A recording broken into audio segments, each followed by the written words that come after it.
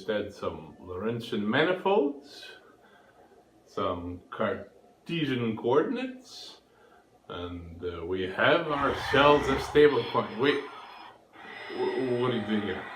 No, you're not supposed. Okay, we're talking about stablecoins today.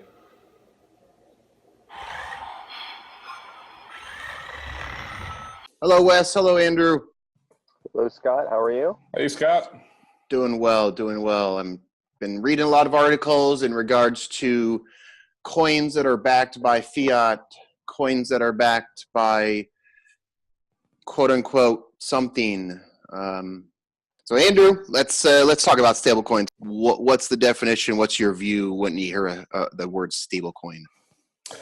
Well, we've talked in previous episodes about why volatility is such an issue in fluff coins. A secondary market that's evolved out of that is to try to bring stability or reduced volatility to these cryptocurrency instruments. Then they've taken a different number of approaches. Some are artificial and mathematical, basically algorithmic.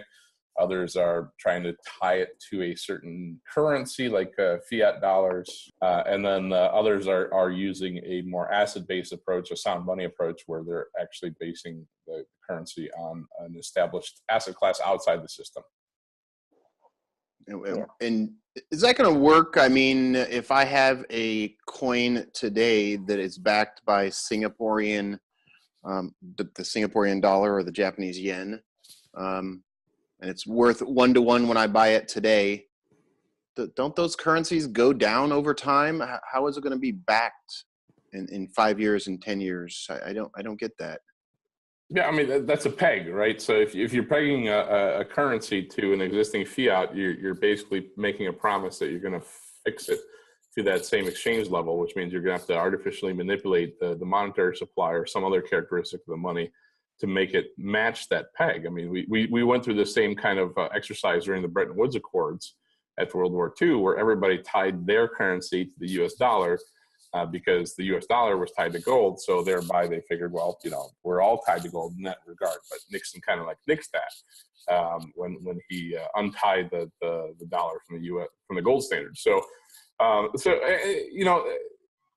but there's you can say there's an arguable kind of thing about what do you mean by stability. If you're pegging an actual currency, a fiat currency, I wouldn't even call that stable. I mean, I would call that matching the inflationary pressure or inflationary rate of some other fiat currency that can be printed into existence at will, right? Yeah. I mean, Wes, what I mean, Yes. No, you're absolutely right. I mean, then again, it would make more sense to tie it to a hard asset that you can't continuously print into infinity and hyperinflate it. So tying a cryptocurrency, then I think that Tether, being the example that you mentioned. Oh, Tether.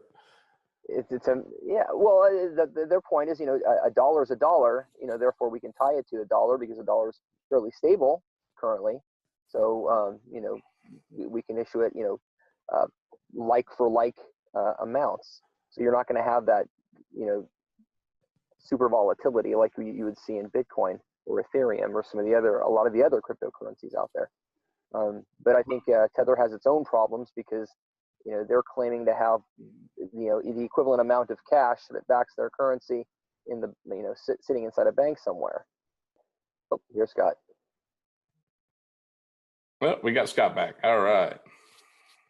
Yeah, getting back to the whole, reason why I think you'd want a stable coin is, to promote mass adoption of it. You want people to be able to know that, this cryptocurrency, we base everything on dollars. So a dollar is a dollar, and you can spend a dollar, and it's worth whatever that good or service it will accept for it. And that dollar isn't going to be, something different minute by minute. Yeah, no, I mean that's what kills the mass adoption of a lot of cryptos right now is they see the volatility, they see it swinging, 800% in a matter of a week, and they don't want to participate in that. I mean that's more of a speculative vehicle than it is sound money or stable store of value. Right. Is any stable coin going to do what they say it's going to do in 5 years or 10 years? Well, no, I like the idea of tying it. I always like the idea of tying a coin to an asset like real estate, because at least you can the value of the real estate is based on whatever the market conditions allow. Mm-hmm. So you can at least have the assurance that the value is as according to what the market says it's going to be, and it's tied back to to that asset. And you can do that. We're doing it.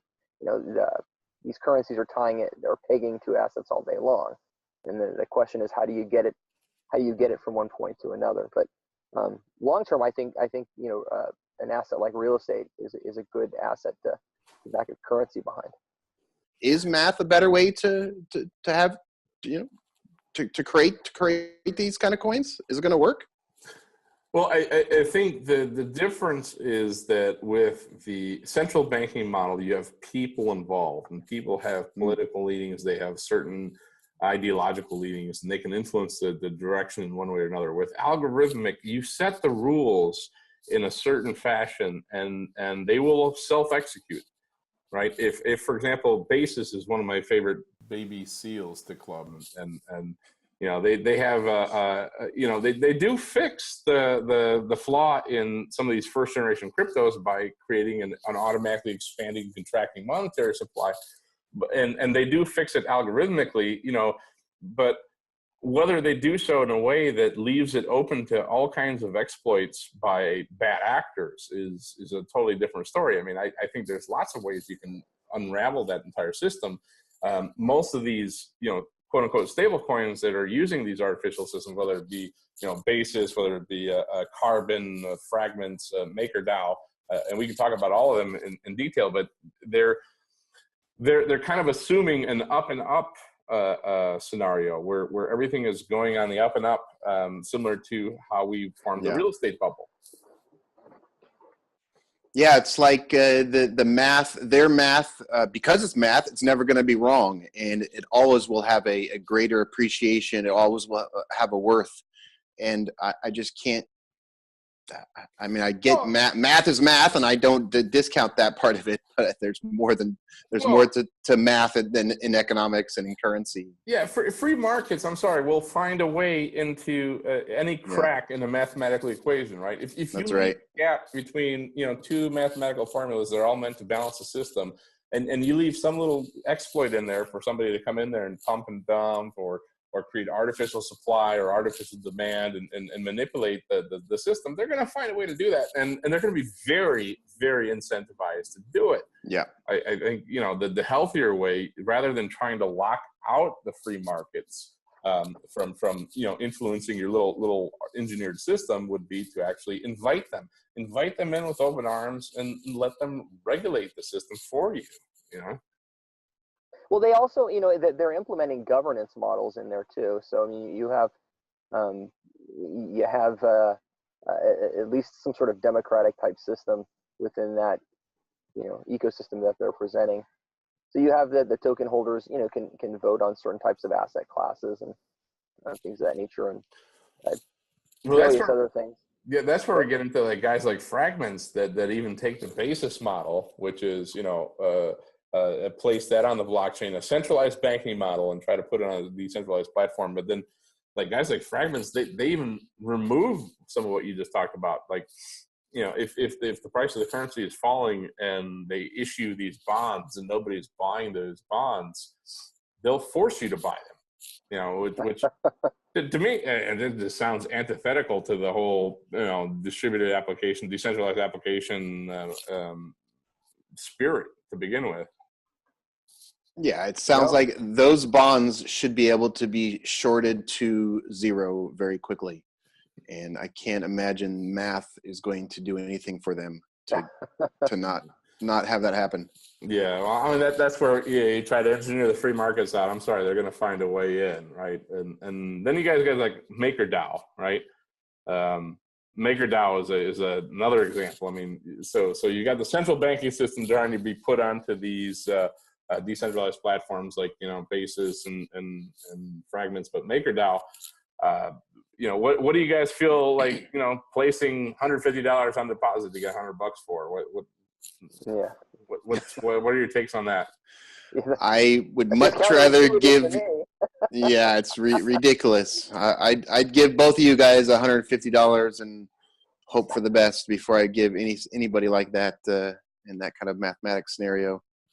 Well, it doesn't make any sense.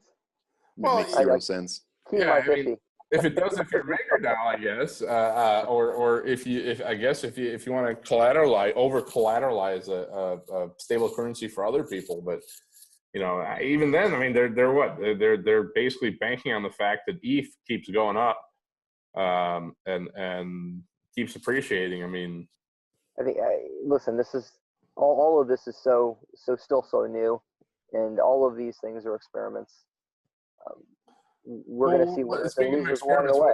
What do you think of the Goldman Sachs experiment, the CircleUSD of pulling all the decentralization from the model, and trying to sell their trust or name recognition? Well, that's the thing. They're not the first to do it, but they're the ones that have the name recognition. So there are going to a lot of people that will trust in that system, and it's still a centralized system that that they're exploiting the technology of blockchain to create a centralized currency, and that didn't work. The funny thing was, these centralized currencies didn't work to begin with. That's why it only worked until Satoshi created Bitcoin. So it's funny that they're going back to that old model of centralization. It's kind of ridiculous. It really is. But they've got the name recognition and people trust them. And they've got the financial backing to create such a currency. Yeah, they do. It is because it's Goldman Sachs and because they have this international name recognition. Do you think there's a next evolution to their Circle coin? Is it going to be? I don't know. Is there a next evolution? I guess that's the question. I'm just struggling to understand what it could be if there is one. But I can't imagine that the smartest people at Goldman came up and this was their best idea to get into blockchain. No offense, Goldman, but. Yeah, I don't think it was their smartest. I think it was probably their most envious of looking at Tether, and there they are printing out dollars and everybody buying them. And and that could be the answer. It could be just that. How fast can I collect cash? Versus the ability of real builders and real engineers and real thinkers who are in here trying to make a movement and make something different. That's why I'm just really fed up with these stable coins. Well, they're playing on the hype. I mean, anybody with some coding experience can go and create an ERC20 token and start, sell those tokens or, do an airdrop and then, get people trading them. I mean, this happens all the time. So why wouldn't they get involved if they know that there's money to be made in this, with cryptocurrencies? That makes complete sense to do that, what they're doing. So other than Goldman, what are the other big backers of stable coins?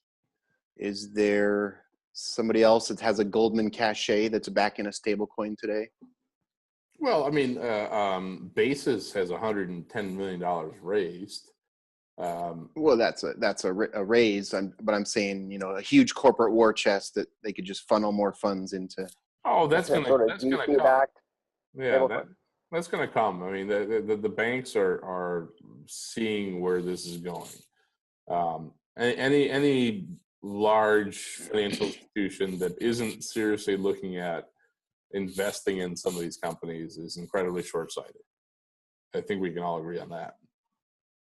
So in your view, Andrew, you think that stable coins and these types of altcoins, there's going to be more and more. You think there's going to be hundreds and hundreds down the road in the next few years from every company on earth that has within the Fortune 1000.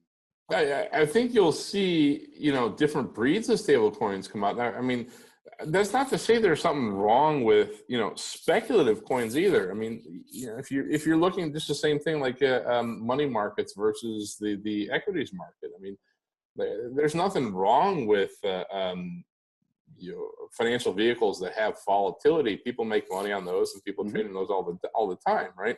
It's just a different characteristic of what you're looking to do with your money. I think stablecoins are more like the sound money, where you want to stick a store of value. I think we can improve on what we have as options today. The most stable money of all is the US dollar. But that's still debased. It's lost 98% of its purchasing power since 1913, since the Federal Reserve took power. I mean, there's better ways to do things. There should be some way to create just a stable, sound money in the form of a cryptocurrency where people can stick in a week's worth of groceries and know it's going to be a week's worth of groceries for all perpetuity, right? Yeah. Other instruments, let those. Yeah, there's going to be all kinds of. Let them compete for what people want. Yeah, I mean, listen. I think we're all hoping for a good, stable, decentralized currency at some point that competes with our centralized currency that we have now. And I don't know if that will happen, soon or however long it's going to take. But ultimately, I think people are going to want that option. We want to, we like our current, system. We like our current dollar. And then, we also have the choice to choose a decentralized currency like whatever. And it is just as stable as the dollar. We want to thank our esteemed roundtable, Wes Williams down in Southern California and Andrew Gaiziunas out there in the plains of Chicago. And until next time, keep tokenizing the world. Thank you. All right. Cheers, Scott. Cheers, Wes. Bye, guys.